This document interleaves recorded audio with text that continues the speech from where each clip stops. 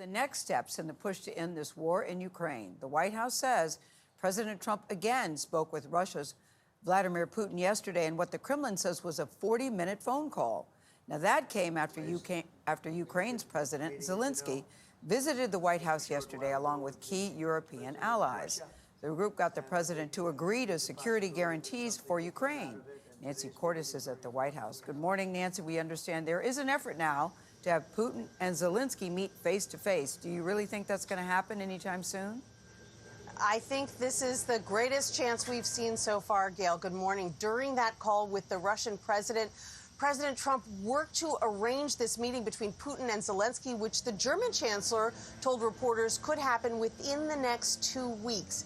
This would be the first meeting between these two leaders since the war began 3.5 years ago. And a Russian spokesperson, though, would only say that high-level talks would take place and did not confirm that Putin himself would be involved. And I have a feeling you and President Putin are going to work something out. 5 hours of meetings between President Trump, Ukrainian President Volodymyr Zelenskyy, and European leaders yielded two key results.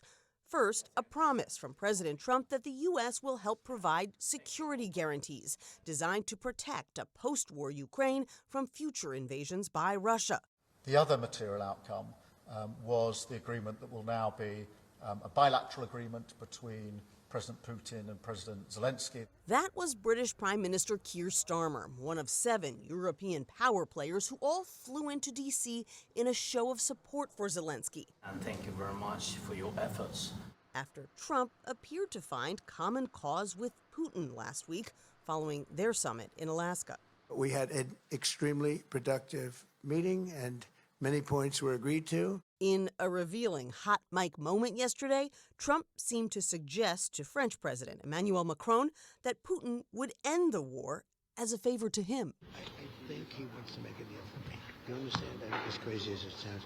Trump did agree with European Commission President Ursula von der Leyen that the return of an estimated 20,000 Ukrainian children kidnapped by Russia at the start of the war should be a top priority. Every single child has to go back to its family. But Trump remained lukewarm Monday on the need for a ceasefire, even as the Europeans insisted there must be an immediate end to Russia's daily bombings before serious peace talks can begin. I can't imagine that the next meeting would take place without a ceasefire. So let's work on that and let's try to put pressure on Russia. The group did not discuss what should happen to the 20% of Ukrainian territory that is currently controlled by Russian forces. Zelenskyy said that's a matter he'll only hash out with Putin himself. All the sensitive things, territorial, etc., we will discuss on the level of leaders during trilateral meeting. And so now the pressure is on Putin to accept and attend this meeting. He has always had a long list of demands that he said needed to be met before he would sit down with Zelenskyy. But he told Trump on Friday he was open to it. So the world will be watching Vlad to see if he follows through. All right, Nancy, thank you very much.